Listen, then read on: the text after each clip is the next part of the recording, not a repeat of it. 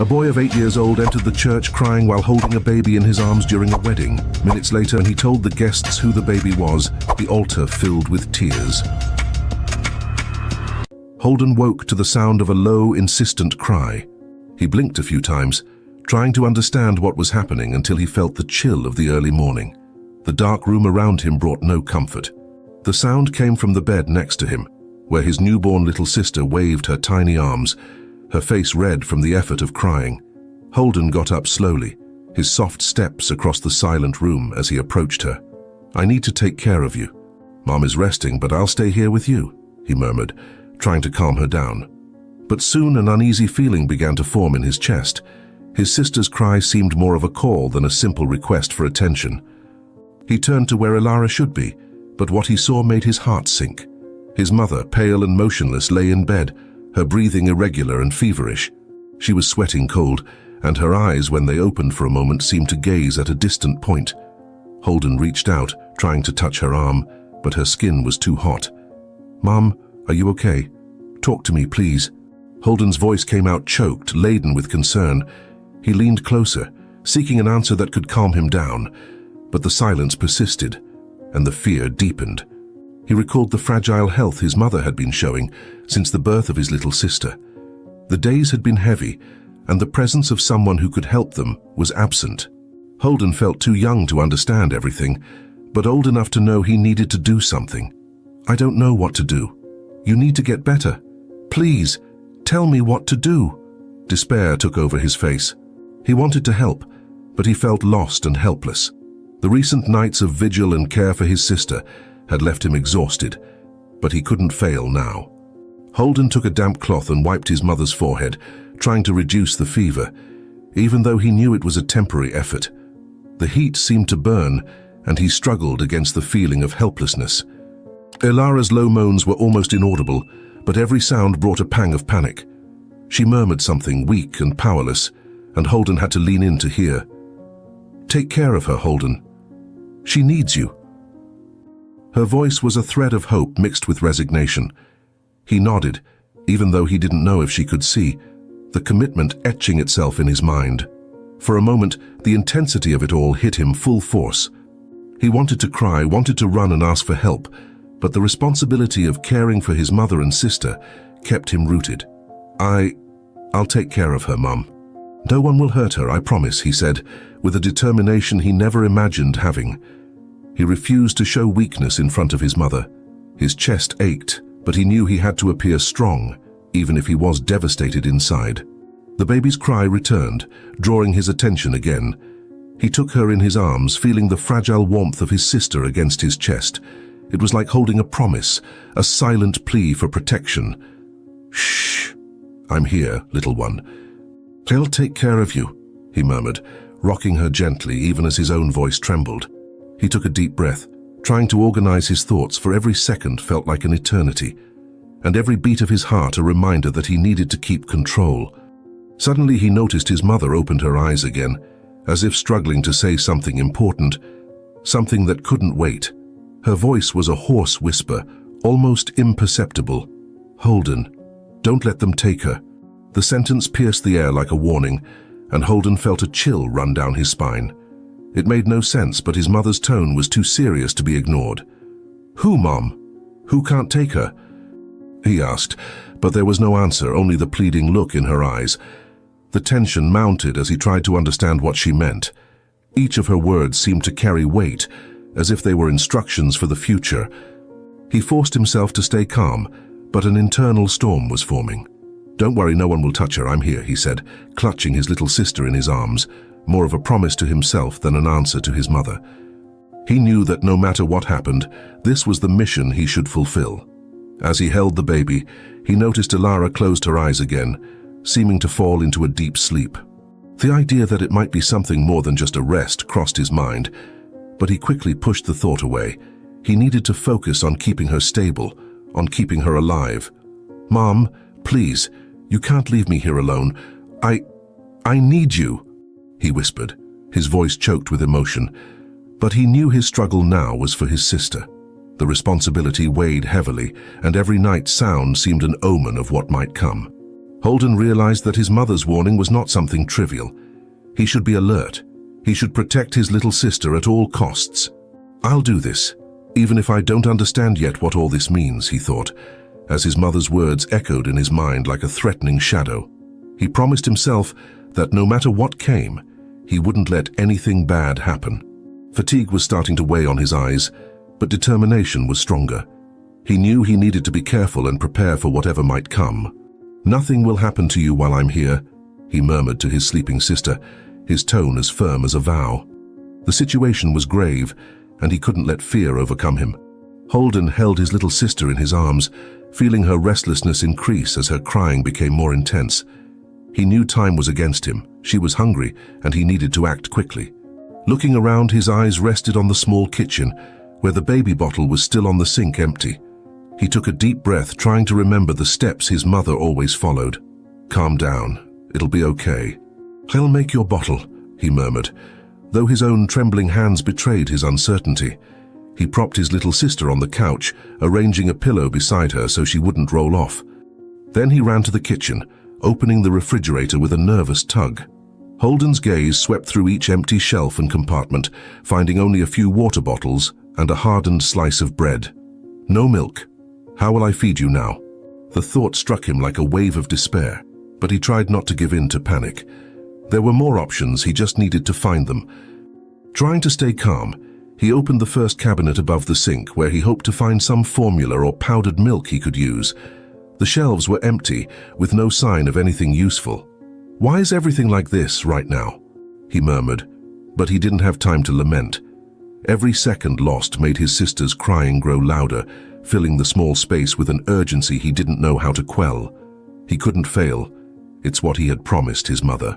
He closed the cabinet with a gentle push and moved on to the next, rummaging hastily. His eyes quickly skimmed over packages of rice and beans, but nothing that could be used to feed a baby. Frustration grew within him as his slightly trembling hands moved from one side of the kitchen to the other, searching for anything. There has to be something here. "I can't let her go hungry," he thought, struggling against a feeling of helplessness. He didn't want to admit it to himself, but reality was starting to weigh heavily. For a moment, Holden paused and took a deep breath, trying to organize his thoughts. He needed to think of a quick solution. Maybe a little water. But will that be enough for her? He questioned, but knew that wasn't an ideal option. Even without fully understanding, he was aware that his sister needed more than that. Her crying was a constant reminder of how he was failing, and he felt the pressure intensify with every second. Determined not to give up, Holden ran to the last cabinet, pulling the doors open forcefully and gazing into the coldness of the empty space. It was as if the universe itself was conspiring against him, leaving him with no choices and no resources.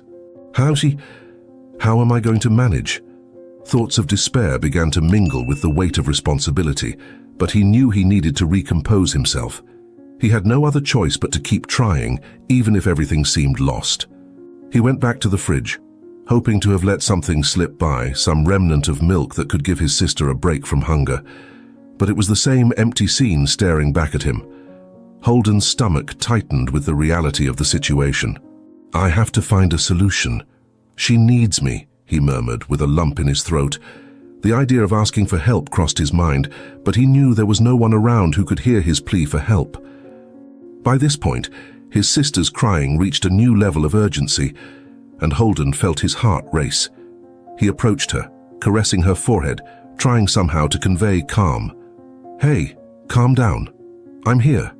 I'll figure it out, I promise," he said, though the words seemed empty even to him. The feeling of failure overwhelmed him, but he couldn't let his sister notice it. He needed to be strong, even if the only thing he wanted was to disappear from there. Suddenly, a sound reverberated through the house. They were firm, impatient, and frightening knocks coming from the front door. Holden froze, his heart pounding in his chest as his sister's crying seemed to get even louder. He felt his body shiver, a mixture of fear and curiosity. Who could it be at this hour? He thought as the knocks continued, each one more insistent than the last. The knocks on the door became more intense, increasingly threatening, and Holden's heart raced. He pulled his little sister close, enveloping her in a protective embrace. Even without fully understanding what was happening, he instinctively knew he shouldn't open the door. He tried to breathe deeply, but the sound of the knocks and his sister's soft crying kept him in a constant state of alertness. "Please stay quiet, I can't let them find us here," he murmured to her, feeling the urgency to hide. Holden began to move through the small living room, trying to find a safe place. The apartment was modest, with few pieces of furniture and corners where they could hide. A man's voice from the other side of the door interrupted his thoughts, laden with authority. "We received a report of neglect against Holden and a baby. We are here as a social worker and police officer. We have a court order. Open the door, or we will enter by force." The firm and decisive tone made Holden hold his sister even tighter against his chest.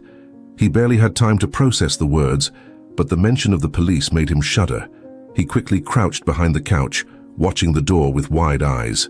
His body was rigid with fear, and he could barely contain his rapid breathing. He knew that if they found him, things could get worse. But why were they there? And why with an order? What do they want with us? Could it be because Mom is always sick? Was that what she tried to warn me about?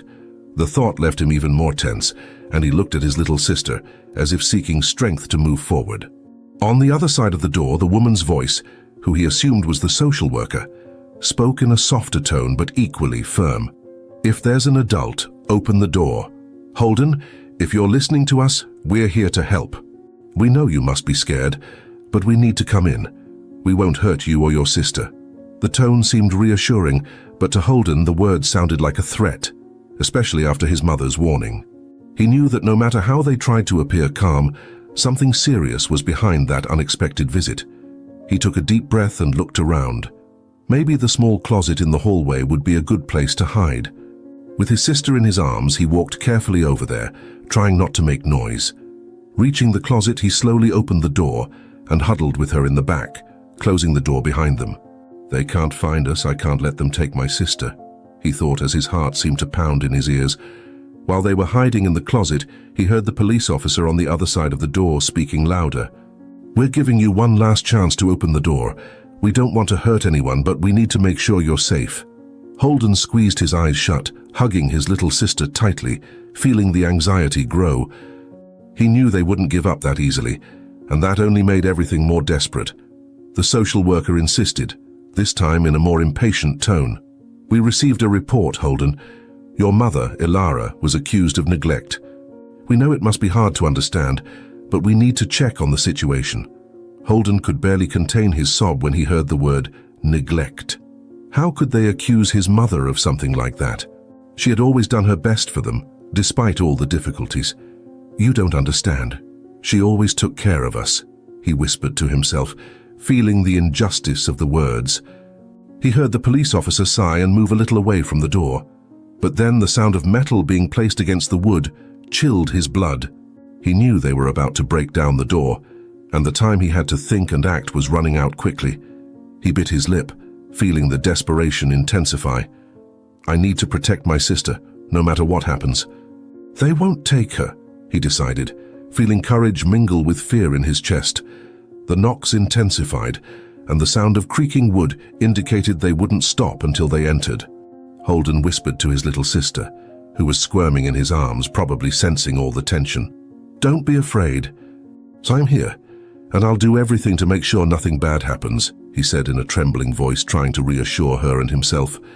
Even though the fear was overwhelming, he needed to be strong. He needed to keep the promise he had made to his mother. The creaking of the door being forced became more intense, and Holden could almost feel the wood giving way. He closed his eyes for a moment, trying to think of something, anything he could do to protect himself. What if I yelled for help? What if I tried to negotiate with them? The ideas raced through his mind, but they all seemed useless in the face of the determination of whoever was outside. Holden held his little sister tightly in his arms, his heart racing and his hands trembling, as he listened to the pounding on the door growing more and more intense. The feeling that they were being cornered intensified his protective instinct, and he knew the only way out was to flee. "I need to get you out of here. We can't let them find us. Mom said I can't let them take you, I have to protect you," he whispered to his sister, pressing her against his chest as he moved towards the back door. He felt he had no choice, no matter how dangerous it was to flee into the darkness with her so fragile. Carefully opening the back door, Holden stepped outside, his eyes alert to the darkness of the night. The biting cold enveloped his body, and the baby began to squirm, probably feeling the abrupt change in temperature. He held her more firmly, feeling her small body shivering slightly in his arms. "Hold on tight, little sister. I promise I won't let anything bad happen to you," he whispered. As he advanced across the damp ground, his steps light and his heart racing. The dry leaves and tall grass hindered his path, but Holden tried to stay as silent as possible, worried about drawing the attention of whoever was trying to break into his home. He pressed his sister against his chest, using his body to shield her from the cold wind that blew. "They won't find us. I'll keep you safe," he thought, as his hurried steps resounded almost inaudibly. Yet with every step, the adrenaline mingled with the growing fear that someone might see them. Suddenly, Holden felt his foot catch on a protruding root that he hadn't noticed in the darkness. The world seemed to slow down as he stumbled, and in a final act of protection, he tried to turn his body so that his fall wouldn't directly affect his sister. But the sudden, unexpected movement made him completely lose his balance. He fell heavily to the ground, the little sister slipping from his arms for a moment before he managed to grab her again. The impact left him dazed, but he quickly realized that something was wrong. His little sister let out a shrill cry, and Holden noticed a scratch forming on her cheek, small but visible in the faint moonlight. He felt a pang of guilt and despair, his heart heavy at seeing the baby injured by his desperate attempt to flee. I'm so sorry. I promise I'll be more careful with you," he murmured, trying to calm her as he gently caressed her face, feeling the weight of responsibility grow. With his knee burning in pain and his sister's cries echoing through the night, Holden tried to recompose himself. He knew that time was against them, that the sounds coming from inside the house indicated that the officers were one step away from invading. Even though his body wanted to surrender to fatigue and pain, he couldn't stop. "I need to be strong." "They'll be strong for you," he murmured, trying to soothe the baby's cries and gather the courage to continue. Getting up with difficulty, Holden felt the weight of his little sister in his arms again, and the wound on his knee made him limp with every step. The pain was intense, but he tried to ignore it, putting all his energy into continuing to move away from the house. He needed to find a safe place before it was too late. "If I fall again, I don't know if I'll be able to get up, but I'll try until the last second," he thought, and pressed the baby against his chest, seeking comfort in the contact, as if it gave him strength. His sister's cries were a painful reminder of how vulnerable she was, and the wound on her cheek only made it all more real. He felt the weight of responsibility like never before, and it drove him to keep going, even as fear dominated every fiber of his being. "If I don't take care of you, no one else will. They'll protect you no matter what it takes," he murmured, almost like a mantra, and forced himself to take another step, ignoring the burning in his injured knee. Suddenly, the sound of sirens in the distance broke the silence of the night, bringing a new wave of terror to Holden. He stopped for a moment, his heart pounding, trying to identify where the sirens were coming from. He felt the panic rising, and his sister's cries seemed to echo even louder in his ears. He knew those sounds meant the search was getting closer and closer, and that they had little time before being found. Holden began to run barefoot down the dark street, the icy wind hitting his face, his unprotected feet feeling the cold, rough pavement with every step. He pressed his sister against his chest, trying to warm her with his own body, but her weight seemed to increase with every second, and the cries, which had once been loud and clear, now became a low and weak wail. "I need to find help. Someone has to help us," he murmured between gasps, despair gripping his chest as he looked around, searching for any house with lights on, a sign that someone was awake. He saw a house just ahead, the porch light still on. Hope renewed his strength, and he ran to it, climbing the few steps and knocking on the door with all the force he could muster. "Please, someone, help us. My sister is hurt. I don't know what to do." His voice echoed through the silent night, but there was no immediate response. He knocked a few more times, the sound of the loud, desperate knocks filling the void around him.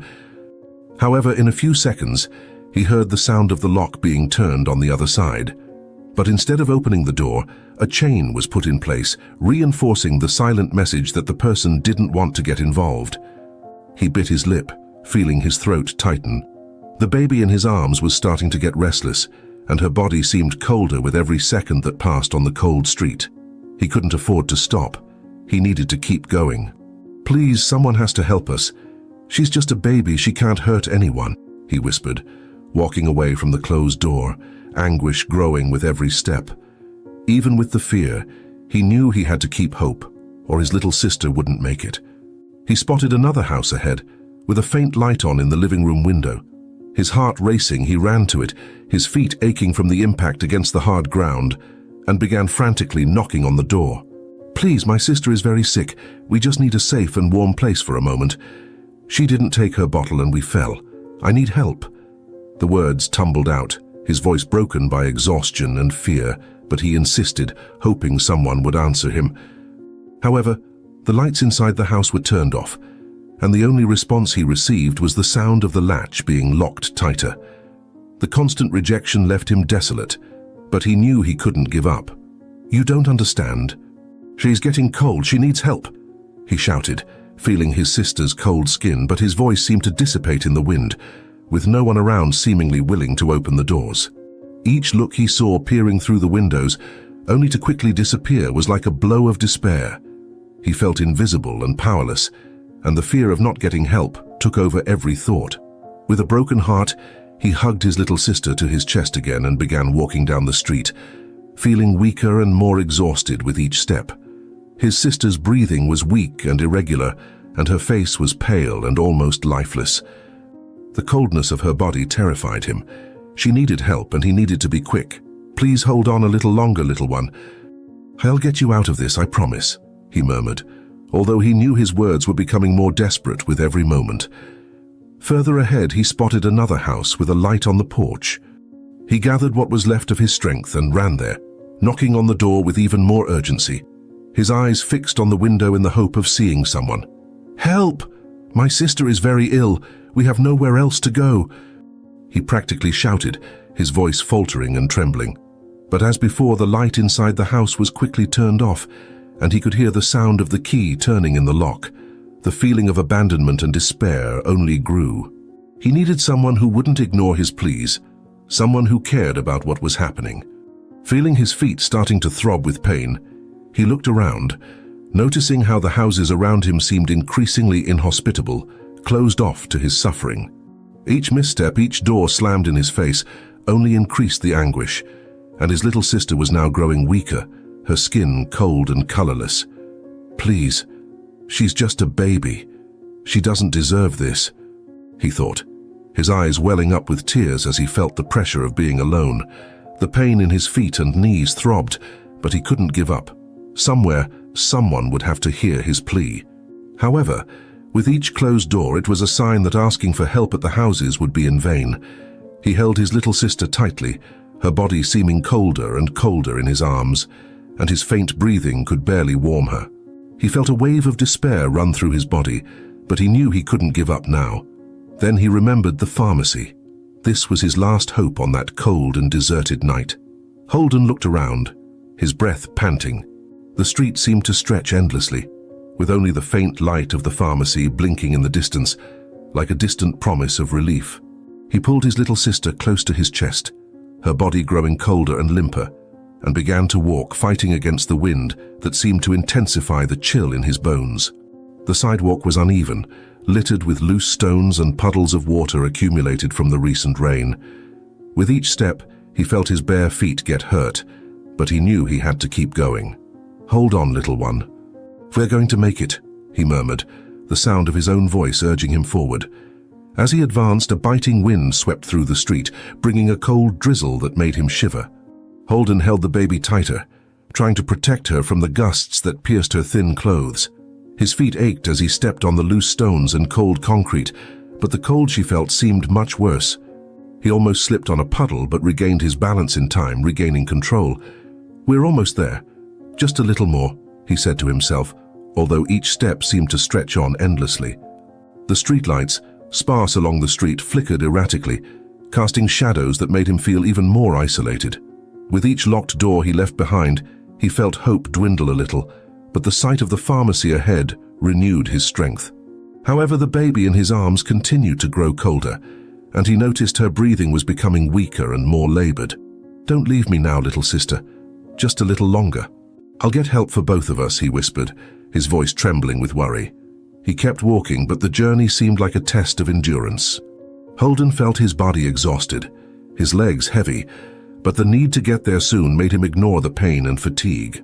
When he finally reached the entrance of the pharmacy, his vision was blurred from the effort, but he mustered his last remaining strength to open the door and enter, bringing his little sister into the cold, harsh light of the place. As he entered the pharmacy, Holden saw the pharmacist with his back turned, organizing bottles and boxes of medicine. The cold, bright lighting of the store seemed to accentuate the weariness on his face and the paleness of his sister in his arms. Holden swallowed hard and approached the counter, each step hesitant. As the pharmacist noticed his presence, he turned and looked Holden up and down, his puzzled expression turning into a rigid, distrustful one. "Please help my sister." "She's very sick," Holden said, his voice choked, struggling not to show the desperation in his words. "I just need someone to help us. She's so cold." The man observed him for a moment, his gaze fixed on the little sister in his arms, and then asked a question that made Holden's stomach churn. "Where are your parents, boy? What are you doing out here with a baby at this hour?" Holden felt his stomach twist at hearing that. He knew that any wrong answer could take away their only chance of receiving help.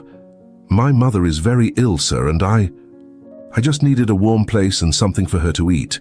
Maybe someone to examine her. We fell on the street," Holden replied quickly, trying to sound confident, but he felt the tension and judgment in the pharmacist's gaze. The pharmacist hesitated for a moment, but then reached for the phone beside the counter, his eyes fixed on Holden. The boy noticed the gesture and immediately understood what it meant. The man was going to call the police, and the image of police officers knocking on his door and trying to take him away from his little sister came to mind like a nightmare. He tried to hold his breath, but the reality was overwhelming. "Please don't call the police. We're just trying to survive, seriously," he pleaded, trying to keep his tone calm, but his voice betrayed his fear and urgency. The pharmacist continued looking at him distrustfully, but he already had the phone in his hands ready to dial. "Look, kid, I can't leave a minor alone with a baby in these conditions. I need to call the authorities. They'll know what to do," the pharmacist replied, his voice laden with a professional coldness that Holden had never imagined hearing. That tone seemed to say he was determined, and nothing Holden said would change his intention. "You don't understand. We just need a chance. Please, just help me see if she's going to survive. She won't last much longer like this," Holden said in a pleading tone, but the pharmacist was already dialing the numbers. As the pharmacist called the police, Holden felt a wave of panic run through his body. He looked at his little sister, noticing how her skin seemed paler by the minute, and her breathing was becoming irregular, almost choked. The cold seemed to have taken over her tiny body, and he didn't know what to do to change that. "Don't give up now, please, little one. You have to get better," he murmured, trying to find a way to convey some hope to her and to himself. He looked around, searching for something, anything that could warm his sister. Deep down, he knew the options were minimal and that every second lost could be crucial. But he refused to give up, holding her closer to his chest, as if the warmth of his own body could offer some kind of relief. "I need help, but no one seems to understand that," he thought, the anguish growing more and more. The pharmacist's call seemed to take forever, and Holden could barely hear the man's words on the phone. But he knew the police would arrive soon and that he would have little time to do something. Looking at his little sister, he noticed her breathing was weaker, her chest rising and falling irregularly. Panic gripped his heart. He knew he had to act. There was no more time. He looked around, searching for a way out, and decided his only chance was to escape from there before the police came and took his sister away. "Hold on just a little longer, little one. I'll get you out of here, I promise," he murmured, determined as he began to walk quickly towards the door.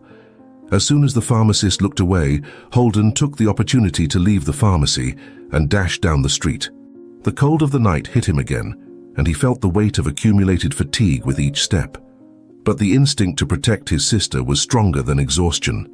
He slipped through the shadows, trying to avoid the streetlights and any sound that could give him away. The baby was getting colder and colder, and he could feel that time was running out. I just need a safe place. Just somewhere no one will find us, he thought, holding his little sister tighter. The darkness of the early morning enveloped every street he trod, and he looked around, searching for any sign of shelter.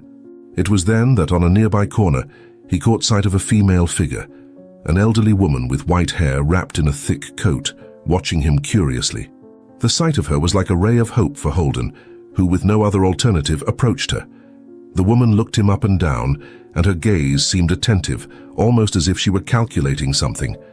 "My dear, what are you doing out on the street at this hour with such a small baby?" she asked, her voice calm, almost sweet. Holden hesitated, but the need for help spoke louder. "She's sick. I need help. A warm place. I just need her to be okay," he pleaded, feeling the urgency in his own words as he looked at the woman, hoping for a gesture of kindness. She smiled, a smile that seemed understanding, but that held a strange glint in her gaze. "Ah, dear, of course I'll help. Come with me, I'll take care of you," she replied, extending her hand to him with a gentle gesture. That touch of tenderness relieved Holden's heart, who felt a glimmer of hope at seeing someone willing to help. He followed the lady down a narrow street, where the lights were even dimmer, and the silence enveloped each step they took. She looked back at him from time to time, a smile on her face, as if she were very pleased with the situation. "You seem to have gone through a rough patch. This baby needs urgent care and you need to rest," she said, in a tone that sounded comforting. Holden sighed, exhausted and relieved to have found someone. "I knew someone would help us. I knew we weren't alone," he thought, trying to calm himself. After a few minutes of walking, the lady stopped in front of a small, simple house with dark windows and a weathered wooden door. She opened the door and motioned for Holden to enter. As he crossed the threshold, he felt the strange smell of dust and mold, but the sensation of warmth was an immediate relief. "You can rest here. I'll prepare something for you," the lady said, her voice sounding almost melodious. Holden nodded with a shy and grateful smile. "Thank you, Mom. My sister really needs a warm place," he mumbled, as he sat down on a nearby chair, hugging the baby. The lady watched every move Holden made, her gaze fixed on the baby, as if she were analyzing it with an unusual curiosity. After a moment of silence, she approached, leaning slightly to examine the little sister's face. "She's so beautiful, but so fragile, poor thing. Maybe she needs a new family who can take care of her as she deserves," she murmured, and Holden looked up, surprised by the suggestion. He felt a chill run down his spine, and a protective instinct ignited in his chest. "No, she doesn't need another family. She just needs help," he responded, trying to disguise the tension in his voice. The lady moved away for a moment, but her smile didn't disappear. She gave a low laugh, almost as if she were talking to herself.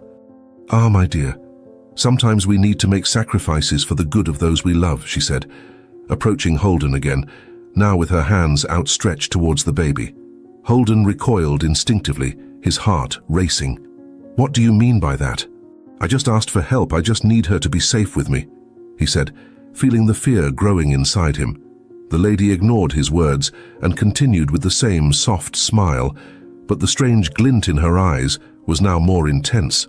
She stretched out her hands toward the baby, as if she were going to take it directly from Holden's arms. "I'll take care of her, don't worry. Such a little child deserves a safe place, and I know a family who will love her and take care of her," said the lady, her voice so calm that it seemed to carry a veiled threat. Holden held his sister tighter, his whole body on alert. "No, she stays with me. I'm her family," he responded, each word laden with firmness, even though his heart was racing. The lady seemed not to care about Holden's resistance and insisted, trying to reach for the baby again. "Come on, dear, hand her over. It will be best for her. A new life with everything she needs," she murmured, her voice now low, almost like a hypnotic whisper. Holden felt anger and fear merge, and he clutched his sister even tighter against his chest, his eyes fixed on the lady's. "I won't let anyone take her away. She's my sister, and I'll protect her no matter what happens," he replied, his voice trembling but resolute.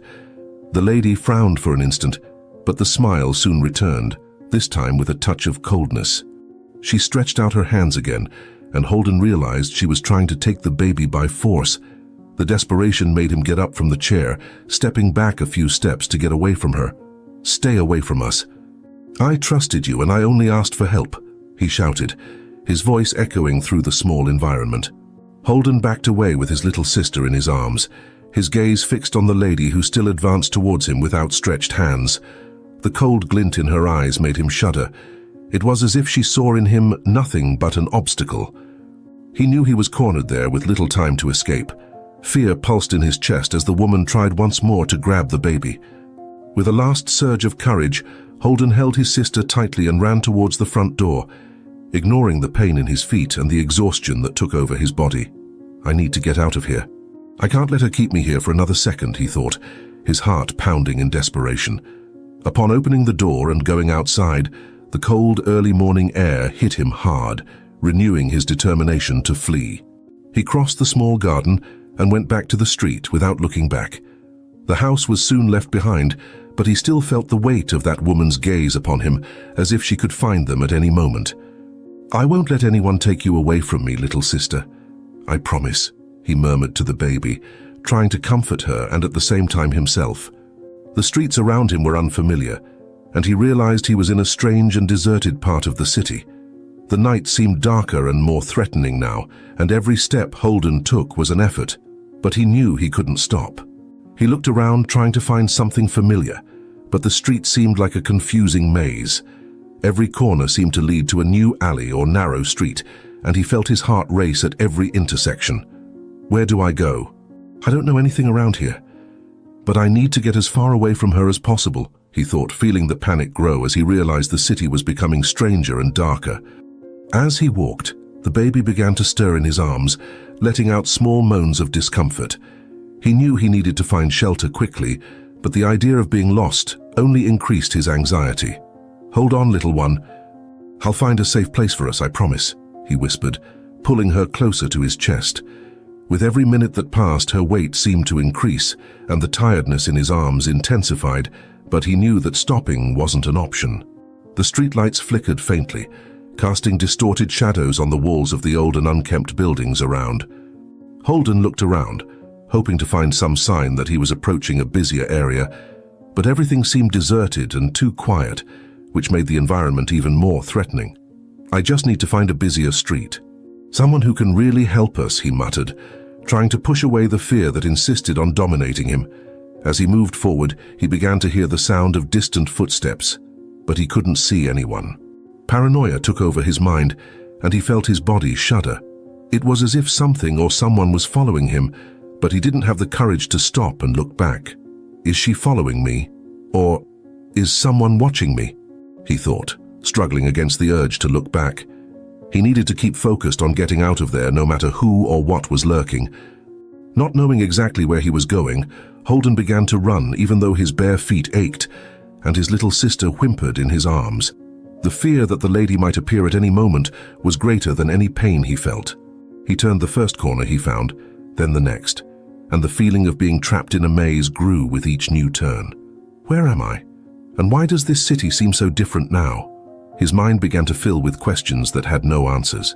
As he ran, the cold air began to gain an increasing humidity, and he realized a storm was about to start. The first raindrops fell, and he felt his sister's body shiver even more with the rapidly increasing drizzle. The situation was getting worse, and he knew he needed to find shelter before the weather turned completely. "Just a little more. I need to find somewhere to shelter us from the rain," he thought, as the raindrops intensified. Holden looked around, trying to find somewhere he could take shelter, but the surrounding buildings seemed abandoned and unsafe. The sound of the rain was now louder, and he felt every icy drop soaking his clothes and running down his face. His little sister was vulnerable to the cold, and he knew time was running out. "You'll be okay. I promise I'll find a place for us," he murmured, his voice trembling from both cold and desperation. The wind started to blow stronger, and the rain was now falling heavily, soaking him and making the baby hiccup with discomfort. Holden looked around, frantically searching for an entrance, an awning, anything that could serve as temporary shelter. His feet were slipping on the wet ground, and the blurred vision from the rain made his search even more difficult. "I just need a place. Anywhere," he thought, feeling his heart tighten as he realized time was against them. As the storm raged on, Holden felt the desperation rising, but he refused to give up. The rain poured down heavily, drenching Holden and his little sister, who hiccuped with discomfort, her small body shivering with the cold that seemed to seep through her wet clothes.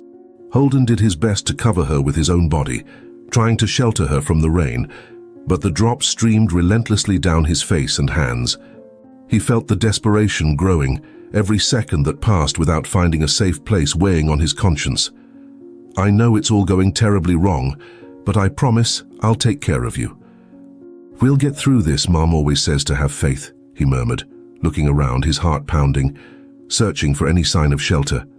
The wind howled through the empty streets, and Holden began to feel more and more lost. He tried to stay calm, but fatigue and cold were draining his strength. As he advanced through the dark streets, he noticed a group of teenagers sheltered under a closed store's awning, laughing and talking loudly despite the cold. Holden hesitated for a moment, but knew he had no other choice. He needed to at least try to ask for help. He approached slowly, holding his sister firmly, feeling the suspicious and curious stares of the teenagers fall upon him. Would anyone here be able to help? "Do you know where I am? How do I get to the city center?" he thought with a glimmer of hope. One of the teenagers, with a worn cap and dirty clothes, looked up and let out a mocking laugh when he saw Holden. "Look at that, the lost boy with a baby.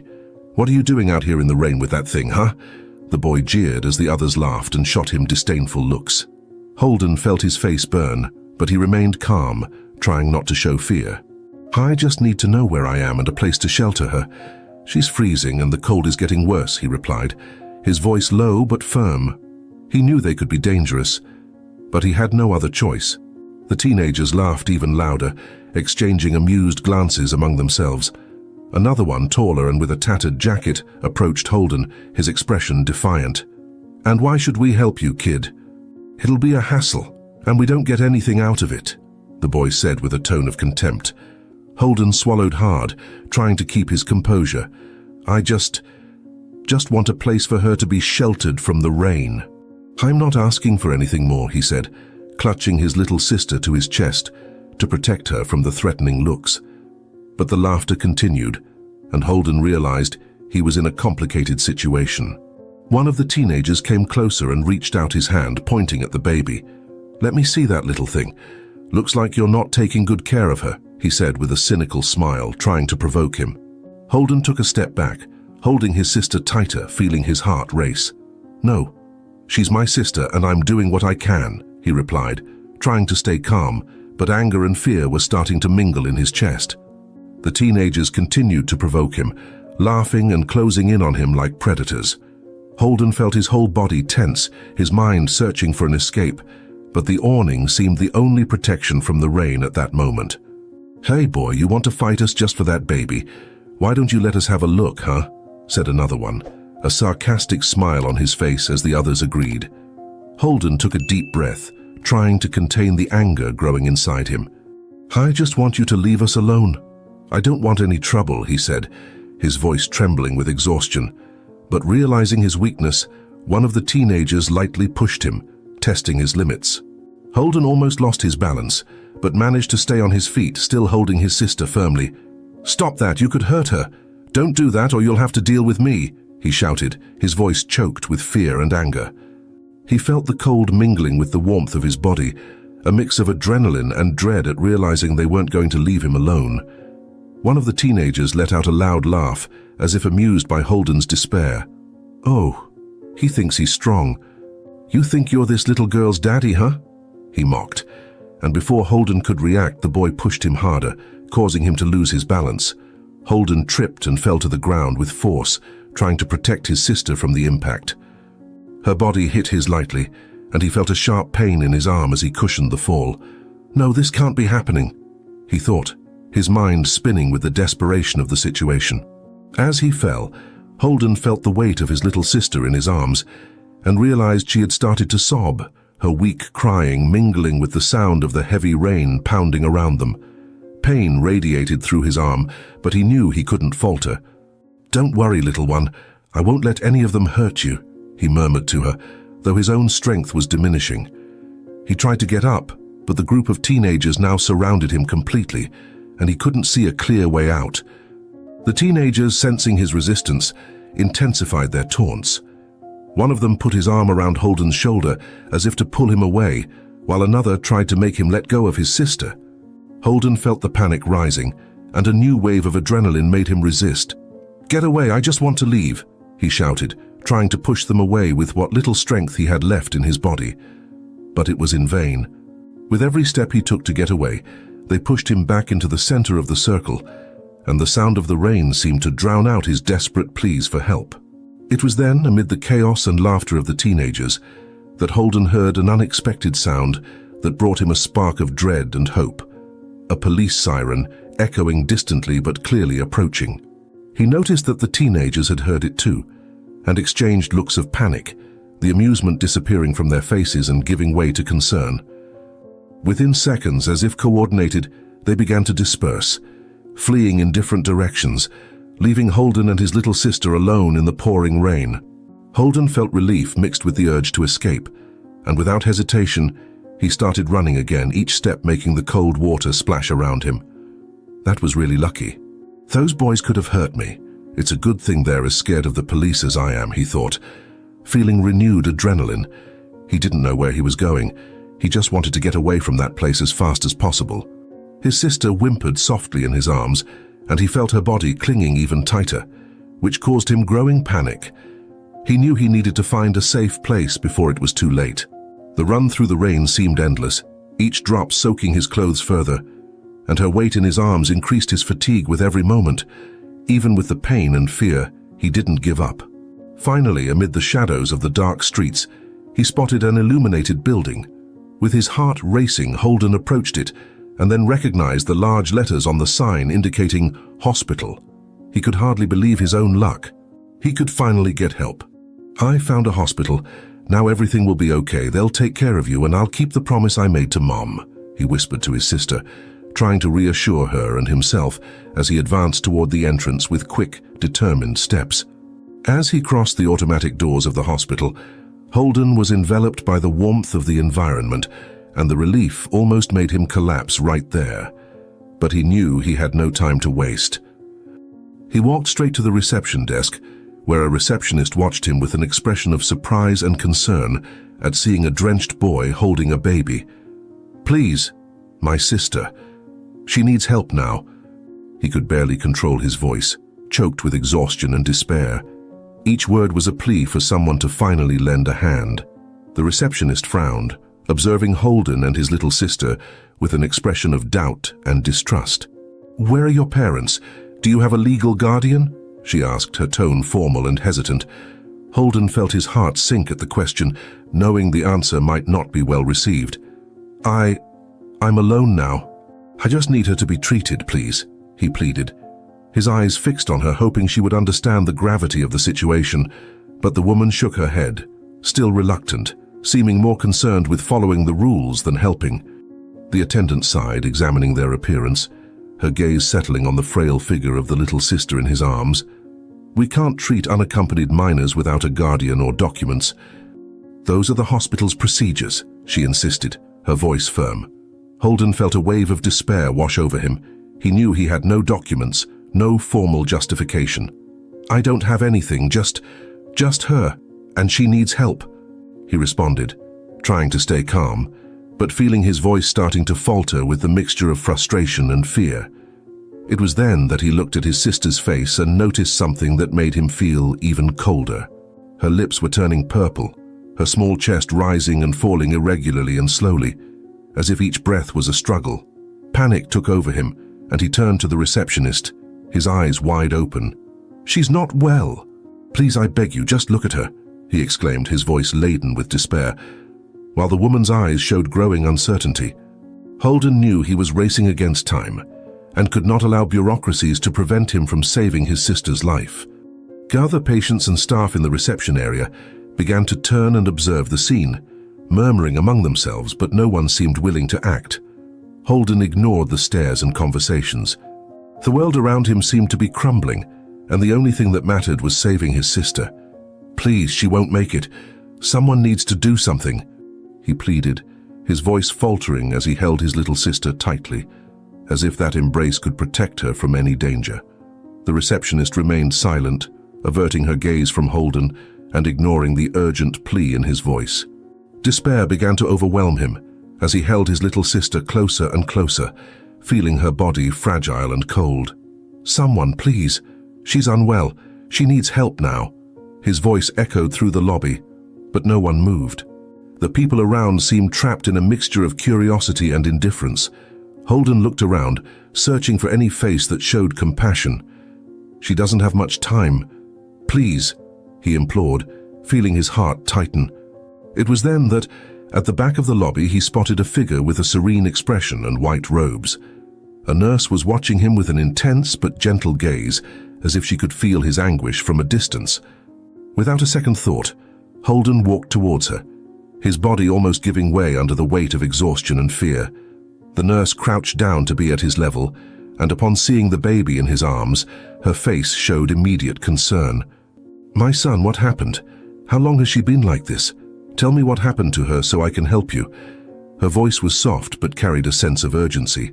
Holden felt his eyes fill with tears as he tried to organize his thoughts to answer. She's been like this for a while and no one wanted to help us. I just need someone to take care of her, please," he pleaded, his voice broken by exhaustion. The nurse listened attentively, nodding with a determined and caring expression. "I understand, dear. We'll act now," she said, extending her arms to take the baby.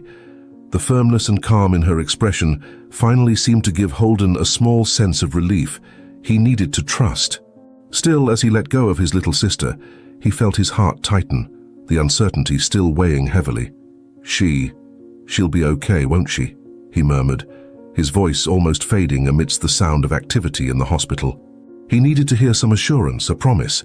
The nurse looked him in the eyes and replied in a gentle but serious tone, "I will do everything in my power. Now we need to act quickly, trust me."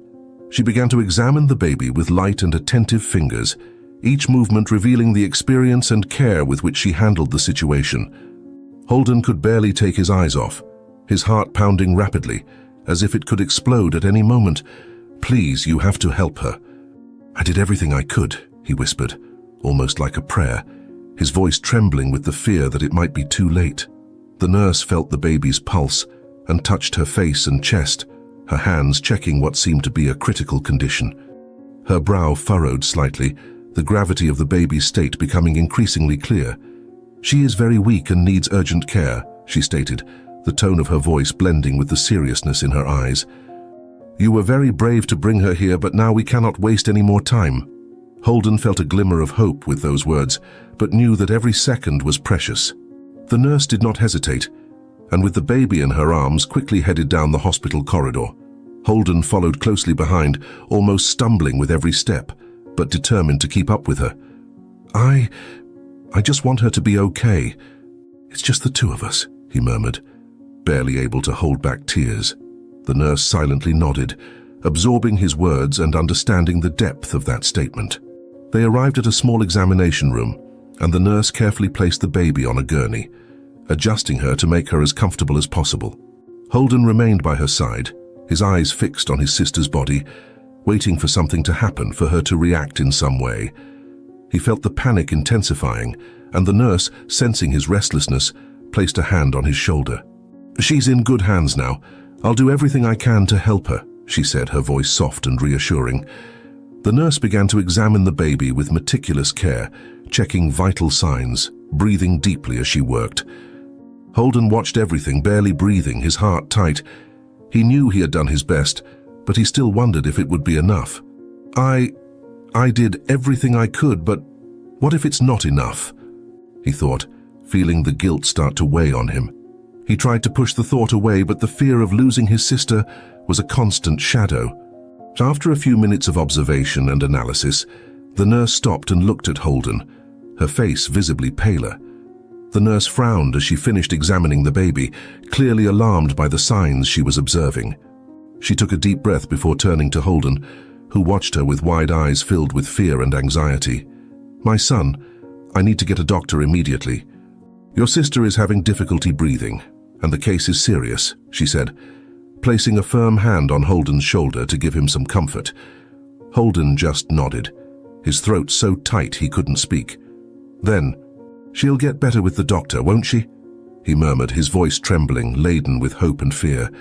The nurse nodded, trying to convey confidence. "The doctors will examine her. The pediatricians at this hospital are excellent, so I'm sure they'll do everything they can for her," she replied before rushing out of the room. Holden remained by the gurney, his gaze fixed on his little sister, watching her tiny chest rising and falling with difficulty. Each breath seemed like a challenge for her, and he could only hope the doctor would bring the help she needed. "I did everything I could. Now I just need her to fight too," he thought, trying to stay calm as the tears threatened to fall. After a few minutes that seemed like an eternity, the nurse returned accompanied by a doctor, with a serious expression and decisive steps. He approached the gurney quickly, giving Holden a brief glance before focusing entirely on the baby.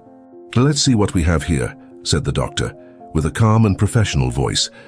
Holden watched the man intently, trying to catch any positive sign on his face as the doctor began his meticulous examination. The doctor adjusted the stethoscope over the baby's chest and listened carefully, his expression becoming more grave with each passing second. After a few moments of tense silence, he turned to the nurse and said in a low voice, "She has an acute respiratory infection." The nurse nodded, exchanging a concerned look with the doctor, but Holden, watching closely, could barely understand what it meant. "Is it serious, doctor? Will she need something more?" he asked, his voice barely audible from sheer nervousness. The doctor sighed but kept his tone calm as he replied, "Yes, it's serious. She needs immediate care. We'll start a treatment to stabilize her, but she's showing symptoms of pneumonia," he said. Holden felt the impact of those words like a punch in the chest, his mind immediately going back to the moments when he wandered the streets, trying to protect her from the cold and rain. "Pneumonia," he murmured, almost in disbelief. He swallowed hard, the weight of guilt sinking deeper into his heart. Noticing the anguish in Holden's eyes, the doctor placed a firm, reassuring hand on his shoulder. "You did the right thing by bringing her here, son. Now, let us take care of her. We'll do everything in our power," he assured, trying to give him some hope. Holden just nodded, his eyes fixed on his sister, seeing her so fragile and vulnerable, connected to machines and struggling to breathe.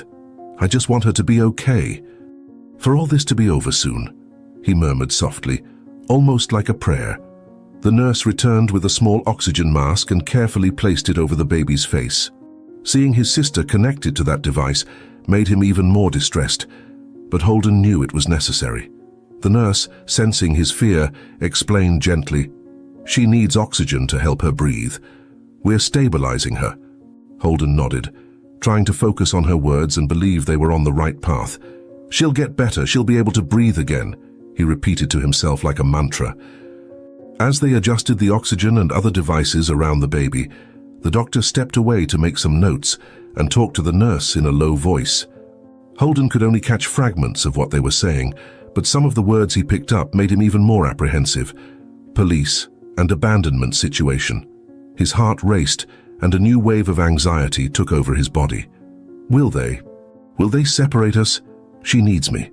I'm all she has, he thought, despair growing with each thought. He couldn't imagine the possibility of being separated from his sister. The nurse, noticing his restlessness, approached and crouched down to speak in a comforting tone. "Holden, the police have been notified to understand the situation. They will probably want to talk to you, but don't worry about it now. The important thing is that your sister receives the care she needs," she said, with a supportive smile that tried to alleviate the weight of the situation. But her words only made the fear grow even more inside Holden. "But what if they think I didn't take proper care of her? She's all I have," he replied, his voice full of anguish that was hard to disguise. The nurse placed a gentle hand on his shoulder and spoke firmly. "Everyone here can see how much you care for your sister. Rest assured we are all here to help you both. The best thing you can do now is stay strong for her," she said in a soft tone. Holden nodded, trying to absorb the reassurance she conveyed, but the fear persisted. He looked at his sister, trying to fight back the tears that threatened to fall. "I just want what's best for her, even if no one believes it," he mumbled, holding firmly to the edge of the stretcher, as if that gave him strength. The sound of the machines monitoring his sister's breathing filled the room, and Holden felt every second pass excruciatingly. He remained by the stretcher, observing every detail, every slight movement of her chest, as if he could tell just by looking if she was getting better. She has to be okay. She has to make it, he thought, as anxiety grew within him. He tried to push away thoughts of separation and focus solely on her recovery, but the uncertainty was unbearable. The nurse, realizing he was about to break down, gave a slight smile and whispered to him, "You're a very special brother, Holden. What you did for her today shows your courage and love. Have faith." Her words touched Holden deeply, and he tried to cling to them as the last spark of hope. He took a deep breath, letting that brief moment of solace strengthen him. "I'll be strong. For her. No matter what happens," he promised himself. As Holden advanced through the corridor, he realized the hospital was busier, with people rushing past and busy nurses.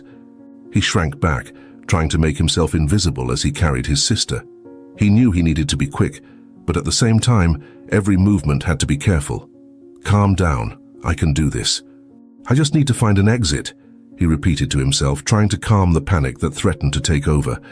Holden spotted an emergency exit at the end of the corridor and quickened his pace, his eyes alert for any suspicious movement. He held his sister tighter, as if the touch could protect her from any danger. But as he approached the exit, he heard a voice behind him. "Hey you!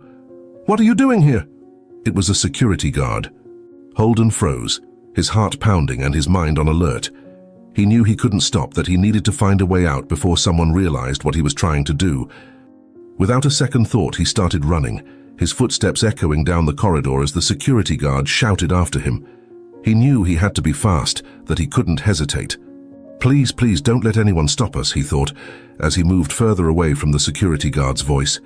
He dodged patients and nurses, trying to keep his pace and focus on his sole mission: escape. "I have to do this for her. No one else understands, only me," he repeated to himself, trying to convince himself it was the right choice. Holden spotted another door at the end of a side corridor, a secondary exit that might lead him outside. He ran towards it, feeling the fatigue accumulating in his arms and legs but refusing to stop. He pushed the door with all his strength, but it was locked. "No, not now," he muttered, feeling the despair rising. He knew time was running out, that he couldn't stand still. He turned and began searching for another route, knowing every second counted. As he moved quickly through the corridors, Holden realized the hospital security had been alerted. He could see them scattered across different areas, communicating and coordinating to block the exits. The sight of them made him understand that his escape wouldn't be easy. "They're not going to let me out. They're surrounding me," he thought, trying to find a plan. But his mind was clouded with confusion, and the fear of losing his sister was all that guided him. Holden approached another exit door, but there were already 2 security guards on standby, blocking the way with firm stances. He backed away, desperately seeking another alternative, but it seemed like every route was being closed off. The sound of the security guard's boots echoed down the corridor, and he knew he was running out of options. "I just want to protect my sister. Why don't they understand?" he thought, frustrated and exhausted. Finally, after several failed attempts, Holden saw an emergency exit door. He approached it quickly, pressing his arm against the handle and trying to turn it with all his might. He felt a wave of despair when he realized the door seemed jammed, but after another attempt it gave way, opening with a loud creak. "It's going to work now. I just need to reach the street." "Just a little further," he muttered to himself, trying to hold on to hope. Holden pushed the hospital's emergency exit door with all the strength he had, and it finally opened, creaking against the silence of the night.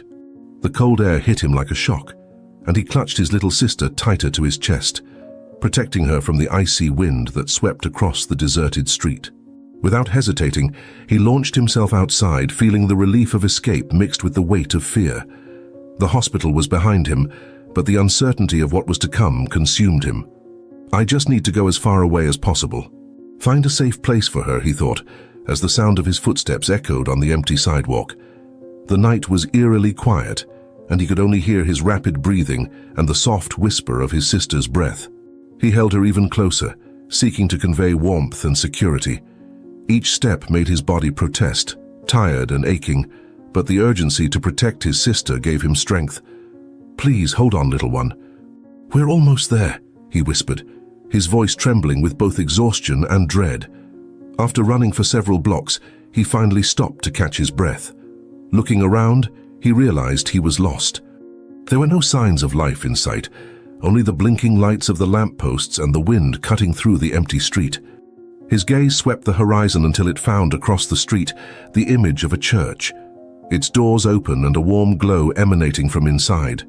He felt an inexplicable urge to walk in that direction, remembering his mother Ilara's words that churches were places of miracles and refuge.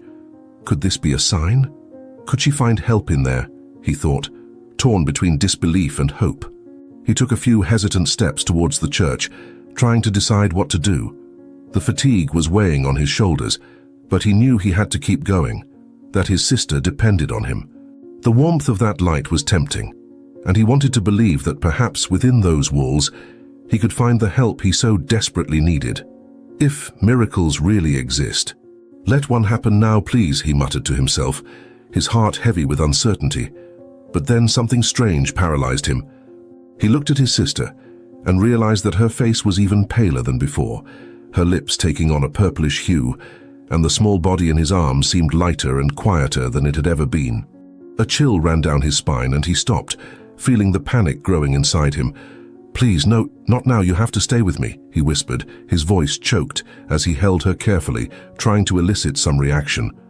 Desperate, Holden began to gently shake his sister, his mind repeating like a mantra that she needed to react, needed to give a sign. "Hold on, little one. I did everything I could to protect you. Please, I just need you to hang on a little longer," he murmured, tears silently streaming down his face as he fought against the terror of seeing her so still. He couldn't imagine his life without her and felt that his entire world was about to crumble. The cold wind cut through his skin and he looked around, realizing that there was no one nearby. The faint lights of the lampposts cast long shadows on the deserted street, and he felt an overwhelming loneliness. "Sister, please, you have to get better. I can't lose you. I need you with me. If something happens to you because of me, I will never. Please stay with me," he thought, frustration turning into despair. He knew he was alone in this fight, that all he had was the determination not to let her go no matter the circumstances. For a moment, Holden paused, observing the entrance of the church. The door was still open, and the warm light escaping from there seemed welcoming, like a promise of peace amidst the storm. He closed his eyes for a second, feeling exhaustion taking over him, and imagined that he could actually find a miracle in there. But the fear of interrupting whatever was happening there made him hesitate. Would any of them understand what I'm going through? Would anyone in there care? And he thought, struggling to hold back the tears. Holding his little sister in his arms, he allowed himself a brief moment of rest, but the worry didn't leave him. He felt like every second that passed was one less opportunity to save her, and her silence tormented him like a nightmare. "God, if you can hear me, please help us. I can't lose my sister. I just need a miracle," he prayed, almost in a plea, feeling that this was his last hope. Holden kept holding his little sister in his arms, increasingly aware of her fragility. His steps faltered as he approached the church, the warm light drawing him like a promise of relief. With each labored breath, he tried to stay calm, though he felt the despair growing. "I can't let my sister die. I need to get help this time. Someone needs to help me," he murmured to himself, trying to convince himself that he was close to a solution.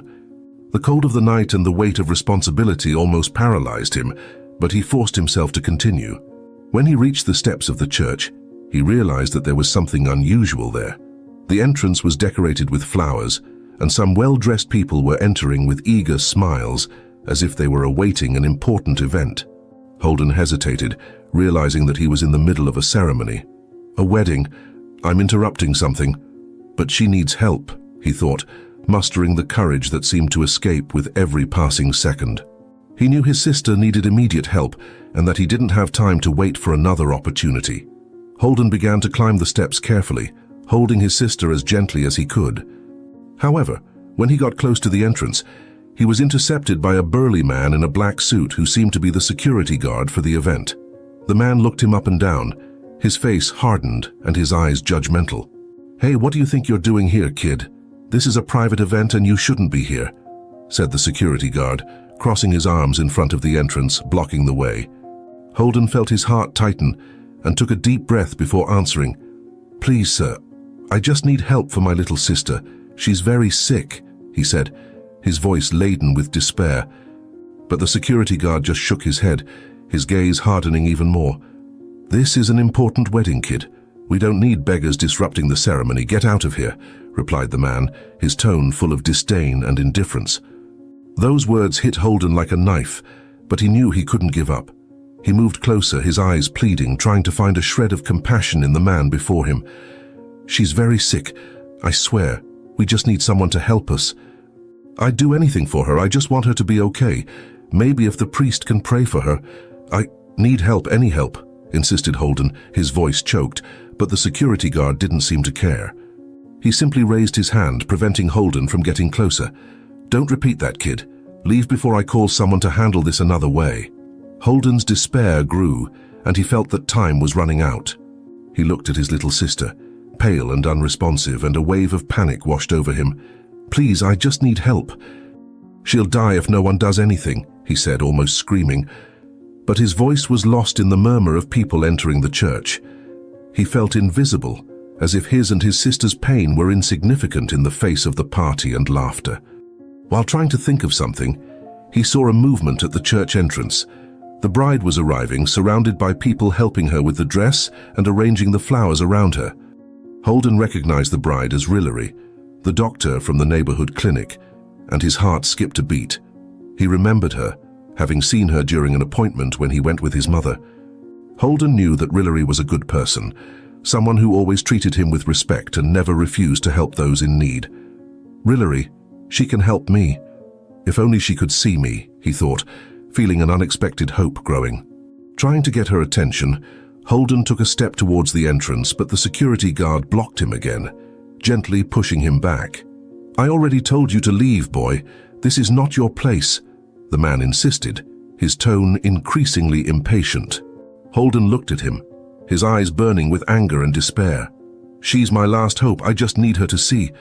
I just need someone to understand that my sister is dying," he thought, his heart pounding.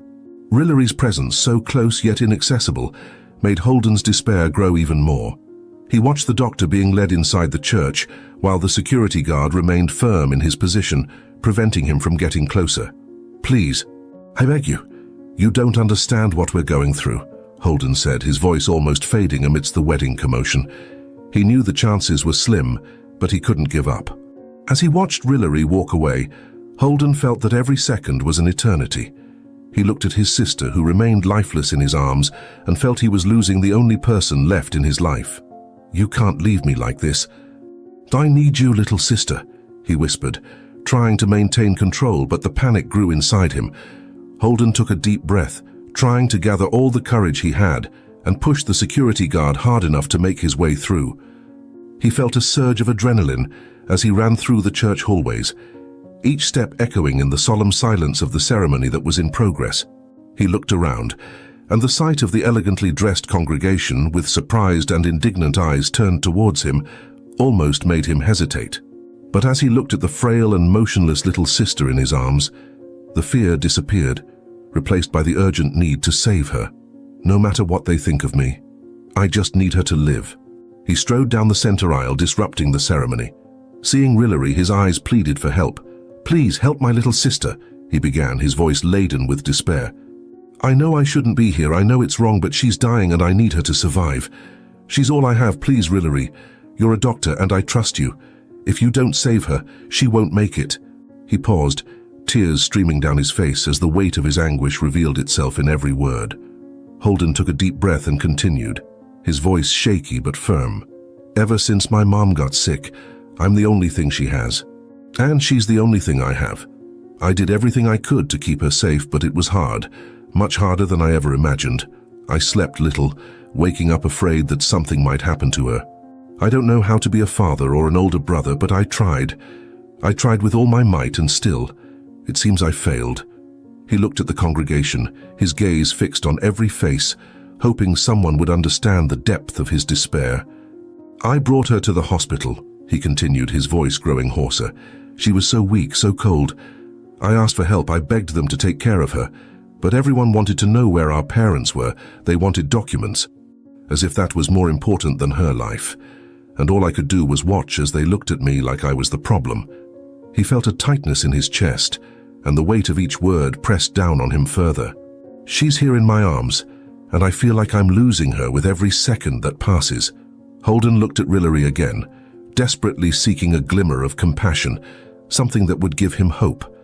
I brought her here because I knew you were my last chance. I don't know if I believe in miracles, but you, Rillery, you've always helped people at the clinic you work at. You've always looked at us as human beings and not just problems to be solved. He tightened his arms around his sister, trying to convey the warmth she needed so much. Please don't let me lose the only family I have left. He noticed the shocked looks from the guests, but it didn't intimidate him. He knew that if it weren't for his courage to crash this wedding, his little sister would be alone, and he would be condemned to a life of regret. I just wanted her to have a chance to live. Is that too much to ask? Is it too much to ask for someone to care? His voice broke and he realized he was practically yelling, but he didn't care. The pain he felt needed to be heard, needed to be understood. You're all here, celebrating love, commitment. I just want the chance to save the love I have for my sister, he declared, his voice sounding desperate. She's just a child and no one chose this for her. She didn't ask to live like this, but I can't give up on her. Because she would never give up on me. Mom wouldn't give up on us. She's all we have, and I don't even know how she is if she survived. Now I may lose my little sister too. I don't want to lose those I love. I don't want to. My mom loves me. She makes me smile, makes me tasty things to eat, and even makes faces to make my little sister smile. She's a good mom. She just got sick and weak. Now I don't know what to do anymore. But no one really helps us. He looked at the shocked faces before him, trying to make them understand how much that little life meant. Holden paused, looking at the small figure in his arms. I've spent sleepless nights trying to find a way to ensure she had something to eat, that she was safe. Because I promised my mom I would take care of her when my mom was too weak. But now I feel like I'm losing everything, like I'm failing. He took a deep breath, his voice trembling. Please, if there is a shred of compassion, I beg you, help my sister. She's just a baby. With every word, Holden felt as if he was laying bare his soul, stripping away all pride and resistance.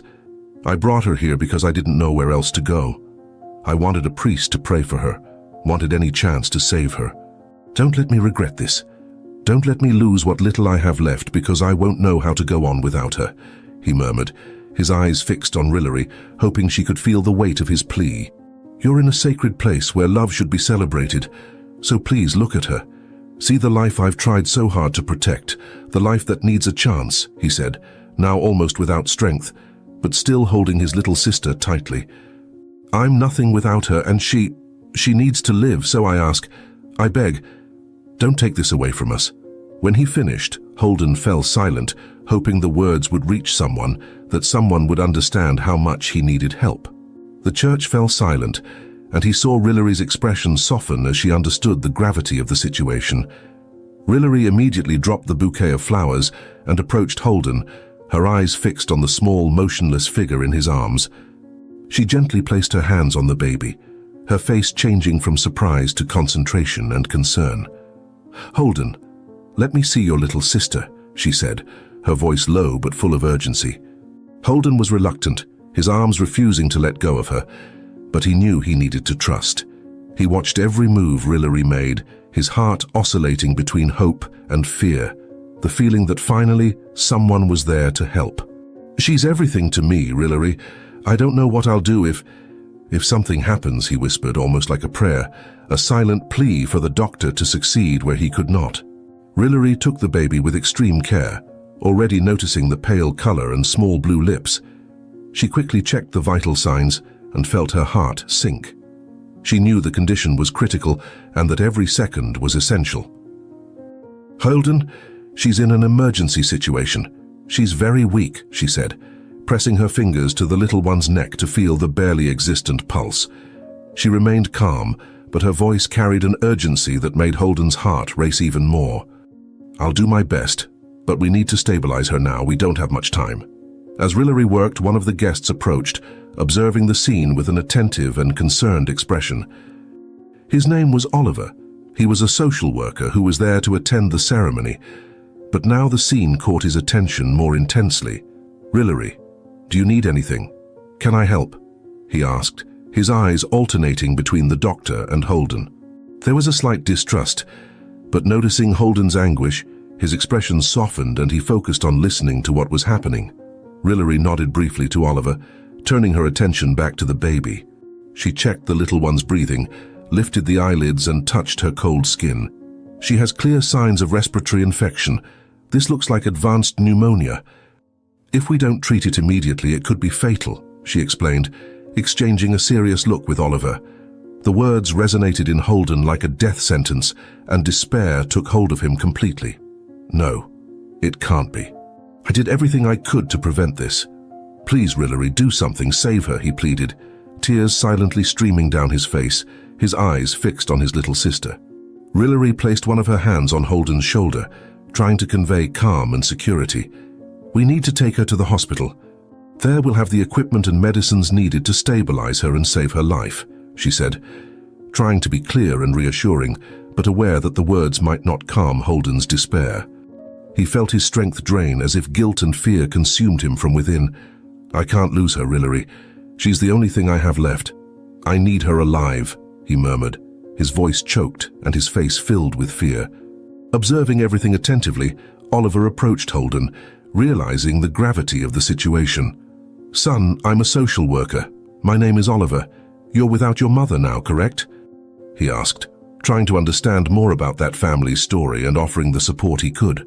Holden nodded slowly, but his fear for his sister was so great that he could barely process the questions. "Yes. Our mother, Ilara, is at home, but she's very sick too. I tried to take care of everything, but it wasn't enough," he responded, his voice broken, revealing the weight he carried. Oliver exchanged a meaningful look with Rillery, and a silent understanding passed between them. "Holden, we need more information to be able to help. Knowing where your mother is important to ensure that all of you are safe and receive proper care," said Oliver, trying to remain calm and gentle. But upon hearing his mother's name, Holden seemed to break even more. I tried to take care of her too, but everything got out of control," he murmured, feeling a mixture of guilt and exhaustion take over. Rillery turned her attention back to the little one, still motionless in her arms, and felt the pressure increase. She knew she needed to act quickly. "Holden, I know you're feeling overwhelmed, but you were incredibly brave. Not everyone would do what you did to protect your sister. Now we need to take her immediately," she said, trying to offer a spark of comfort. Holden, however, felt the words were insufficient to ease the pain consuming him. Rillery's voice was soft, but each word seemed to carry a seriousness that Holden couldn't ignore. He pressed his lips together, trying to control the tremor in his voice. "Rillery, you don't understand. I did everything I could. I was there every night, seeing how fragile she became, knowing each day was a struggle. And now I feel like I'm failing her, that all my effort was for nothing," he confided, his heart beating irregularly. Oliver watched him attentively, now with a deeper understanding of the weight Holden carried. "You haven't failed, Holden. You did what many adults wouldn't have the courage to do. But now we need to ensure that you and your sister get the support and care you deserve. I can assure you that we'll help your mother too," Oliver promised, in a serious but reassuring tone. Holden looked at his sister, still so quiet in Rillery's arms, and felt a lump forming in his throat. "You promise? Promise you'll take care of my mommy and my little sister," he murmured, tears threatening to fall again. "I promise, Holden, I promise I'll do everything I can to help your family." Holden clung to Rillery and Oliver's last words, trying to contain the despair and find strength. Rillery held the baby with extreme care as they all quickly left the church and went to Oliver's car, who offered them a ride to the nearest hospital. The groom warned the guests that the wedding would have to be put on hold, quickly understanding that his wife had a life-or-death emergency to deal with and that the woman he loved would never deny help to those in need. One of the reasons he married her. The night seemed suffocating. Every second waiting in traffic an eternity. Holden could barely look at his little sister, the fear of losing the only bond he had in life weighing on him like a constant shadow. "Please, just a little longer, little one. "We're almost there," he murmured, clenching his fists, his eyes full of anxiety, every heartbeat resounding with the weight of uncertainty. As soon as they arrived at the hospital, the medical team received them with urgency, and Rillery led Holden to the emergency entrance with quick, determined steps. The cold white light of the hospital seemed to intensify the gravity of the situation, and Holden felt as if time had stopped. He watched with a heavy heart as his sister was rushed inside, surrounded by doctors. He wanted to go with her but knew he had to wait outside, watching every move as if her life depended on it. Rillery remained by his side, firmly gripping his shoulder, offering him silent solidarity. "She's in good hands now, Holden. We did the best by bringing her," she said, trying to reassure him. But he could only nod, his mind tormented by doubts and what-ifs. While the baby was admitted and stabilized, Holden shrank into a chair, his thoughts spinning uncontrollably in his head. He couldn't shake the image of his mother, Ilara, sick and alone at home. Guilt and fear tormented him, the feeling that he hadn't done enough weighing on his shoulders. He closed his eyes, trying to push those thoughts away, but the image of his mother and sister constantly surfaced in his mind. "I should have done something sooner. I shouldn't have let things get to this point," he thought, clenching his hands in a gesture of despair. Noticing Holden's distant and anguished look, Oliver approached and sat beside him, his expression calm and understanding. "Holden, we can go to your house. You said your mother is alone and sick, right? Maybe she also needs help," he suggested, his voice soft and laden with empathy. Holden felt a knot form in his stomach, but he knew he could no longer ignore Ilara's situation. "Yes, my mother also needs help. She's very weak. I tried to take care of her too, but I don't think it was enough," he replied, his voice almost fading, as a new wave of guilt washed over him. Rillery looked at Oliver and nodded, ready to follow Holden to the house. They returned to the car, after leaving the baby in medical care, and Holden guided them to the small house where he lived with his mother and sister. The path was gloomy and silent, and the weight of the responsibility Holden carried made the atmosphere even denser. He thought about every detail of the house, remembering the rush with which he had left to save his sister, and each thought increased his anguish. "I should have done something sooner. But now I just want her to have a chance," he thought, his hands trembling slightly as he gripped the seat tightly. When they finally arrived at the house, the atmosphere was shrouded in a cold darkness. Holden opened the door slowly, calling for his mother, but the silence that enveloped them was his only answer. He felt a chill run down his spine as he entered the small apartment. With a heavy heart, he ran to Ilara's room, with Rillery and Oliver right behind him. Upon entering, he saw Ilara lying in bed, her face pale and her eyes closed, breathing irregularly.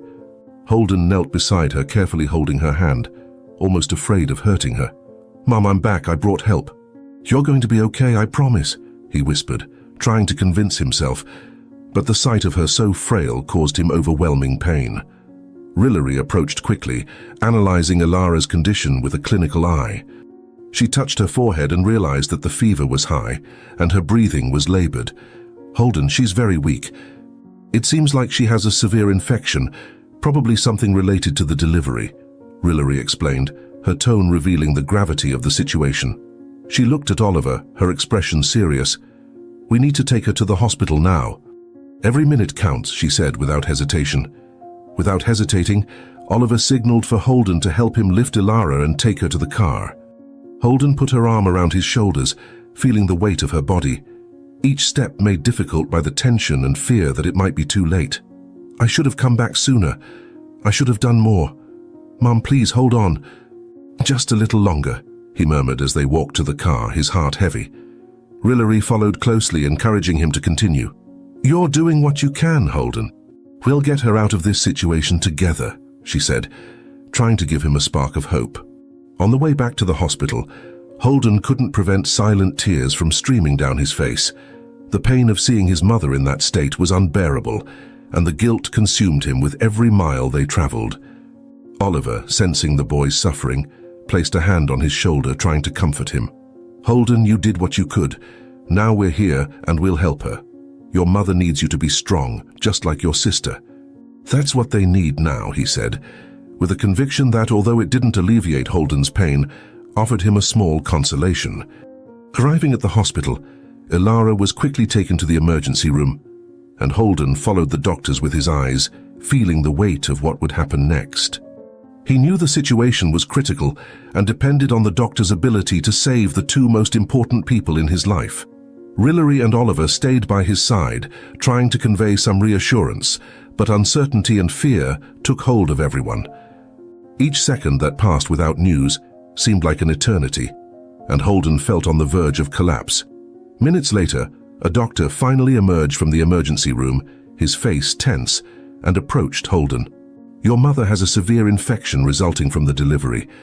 A few more hours and it would have been too late," he informed, the words cutting through the silence like a blade.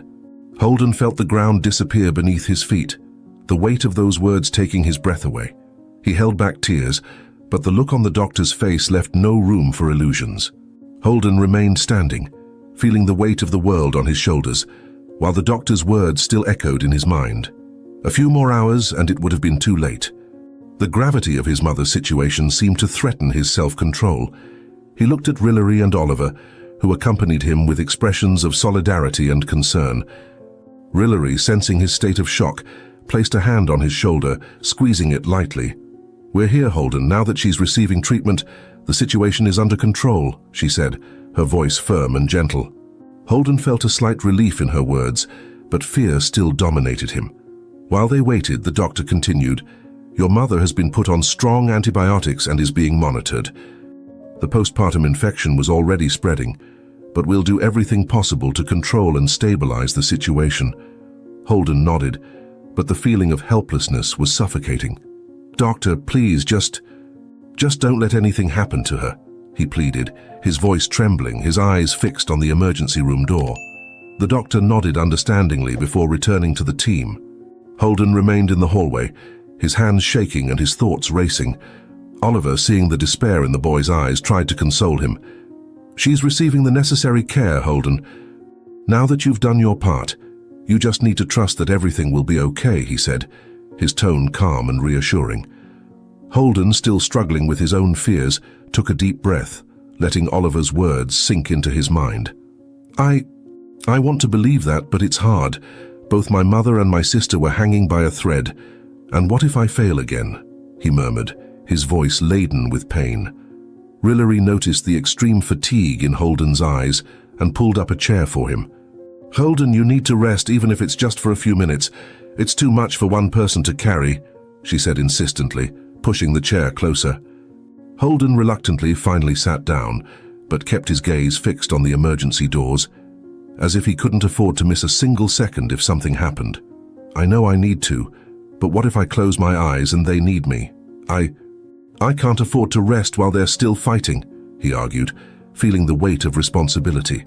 Rillery exchanged an understanding look with Oliver and then sat down beside Holden.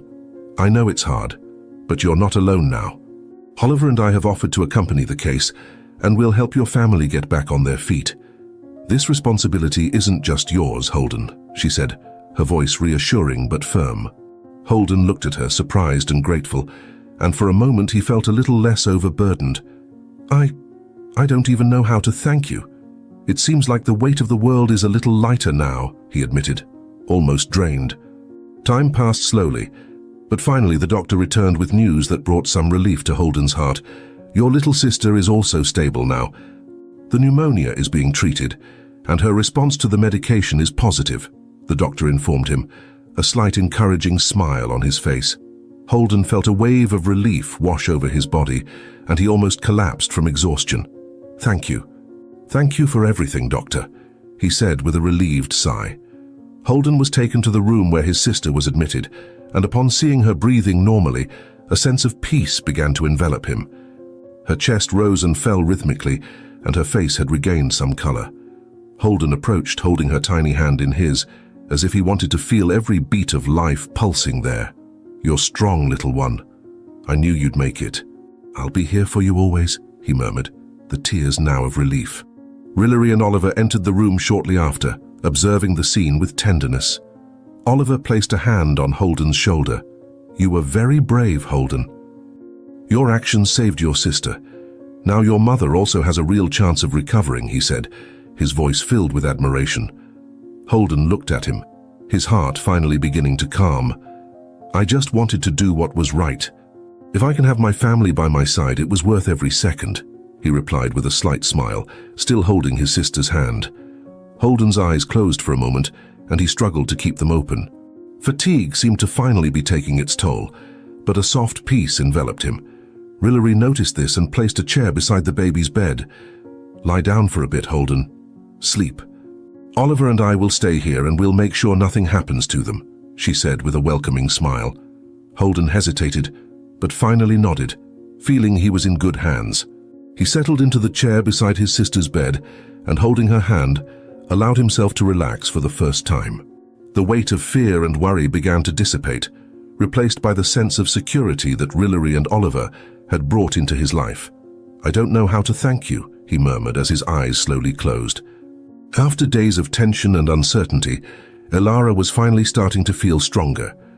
Sitting in a hospital bed, she watched her baby breathing peacefully in the crib beside her and looked at Holden, who had fallen asleep in a nearby chair, his face serene for the first time since that ordeal had begun. The weight of the gratitude she felt was almost overwhelming, and Elara knew there was one person in particular she owed thanks to: Rillery. When Rillery silently entered the room to check on the family, Elara looked at her, and the words came forth laden with emotion. Rillery, I don't even know how to begin to express what I'm feeling. I don't think there are enough words to thank you for what you've done for us, Elara began, her eyes brimming with tears. She took a deep breath, gathering her thoughts. Holden told me what you did. I know you dropped everything, that you left your own wedding to come here and help my family, a family you didn't even know. Who does that? She questioned, shaking her head in a mix of disbelief and gratitude. Rillery Humble smiled softly and held Elara's hand. When I saw Holden in that church, with his sister in his arms, I knew I had to help. It didn't matter who they were or where they came from. I just knew I had to do something, she replied, her voice firm but full of empathy. She looked at the baby in the crib, and then at Holden, still asleep, and felt that every moment had been worth it. You don't need to thank me, Elara. It was the right thing to do, she added, trying to downplay the intensity of the gratitude. But Elara wouldn't hold back. No, Rillery, I need to say this. You saved my daughter. You saved me.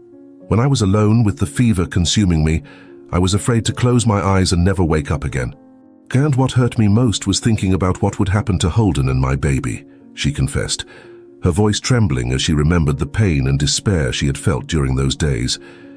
You gave us back hope. You brought light when I could only see darkness. Rillery squeezed her hand, touched by Elara's sincerity. I believe life has a way of crossing our paths for a reason. Fate led me to you at that moment, and it was for this. In some way, we are all now a part of each other's lives, she said, a serene smile lighting up her face. Those words resonated deeply within Elara, who nodded, feeling an inner peace she hadn't felt in a long time. With a stronger voice, Elara continued, To see you here by my family's side, when you should have been traveling on your honeymoon. Rillery, that's something few people would do. You gave up what, for most people, is the most important moment of their lives. All of this for an unknown family, a desperate boy and his sick sister. I have no way to repay you. Elara paused, her voice heavy with emotion. Rillery shook her head, uncomfortable with so much recognition. Elara, the reward is here with you alive, recovering. Seeing the peace on Holden's face as he sleeps, after everything he went through to take care of you, that's worth more than any ceremony, she said, her tone sincere and calm. Elara observed her with deep admiration, realizing that Rillery was someone of rare generosity. Tears slowly rolled down Elara's cheeks as she looked at her daughter. Rillery, my daughter is alive because of you. I can't get that out of my head. It's a miracle to me, and it all started with your compassion. Before you appeared, all I felt was fear. But with you here, I feel safe for the first time in a long time. She looked deep into Rillery's eyes, feeling that those words would never be enough to express her gratitude. Rillery sighed, touched, and gently embraced Elara. That's exactly why I'm here, to help ensure that every mother has a chance to see her children grow up. Elara, you are a strong woman, and Holden, well, he is an example of love and courage. The three of you are a united family, and that's what really matters, she said, her tone welcoming. She gave Elara a slight smile, who now seemed more at peace, their hands still intertwined. Elara looked at Holden again and smiled tenderly. He grew up so fast. He's always been a caring boy, but when his sister was born, he became someone else. He was always looking after her, doing what he could to keep her safe. And even when I was sick, he never left my side. It's a lot for a boy his age. He should have been worrying about school, friends. But he ended up worrying about me and his little sister, she reflected, feeling the weight of what Holden had gone through. Rillery nodded, observing Holden sleeping with his face softened by peace. He surprised me from the first moment. When I saw him in the church, holding his sister, I knew that boy had an uncommon strength. And not just physical strength, but a strength of spirit, something you don't see every day. He is an extraordinary young man, Rillery said, her voice low but full of respect for Holden. Elara nodded and took a deep breath, feeling peace finally fill her heart. It's true, he is the reason why I kept fighting, even when I thought I had no more strength left. I don't know what would have become of us without him, and now without you, Rillery. It seems this struggle was worth it, she murmured, a slight smile on her lips. After days of recovery, the moment everyone had been anxiously awaiting had finally arrived. The day when Elara and her baby daughter could leave the hospital and return home. The hospital environment, which had once been filled with fear and uncertainty, was now imbued with a new energy of hope and relief. Holden, who had not left his mother's and sister's side since the beginning, was helping to organize things for their departure, his face illuminated by a mixture of joy and serenity. He held his sister's tiny hand, which was now softly smiling. Her rosy face recovered, a sight that brought him a peace he had never experienced before.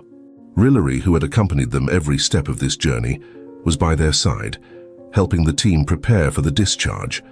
She had not only fulfilled her role as a doctor, but had become a part of their lives in a much deeper way. "So ready to go home?" she asked with a warm smile, her tone light but with a gleam of sincere emotion in her eyes.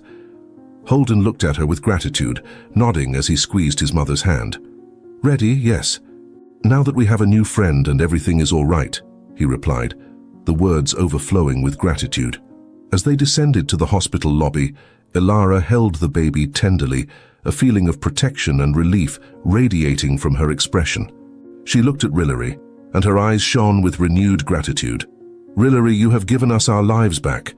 I never imagined that when leaving the hospital, it would be with such a full heart and alongside someone as special as you. Thank you for every moment you dedicated to us," said Elara, her voice choked but filled with sincerity. Rillery smiled, touched, and stroked Elara's shoulder. "You are a strong family and deserve this fresh start." "It was an honor to be a part of your journey," she replied, her voice full of emotion.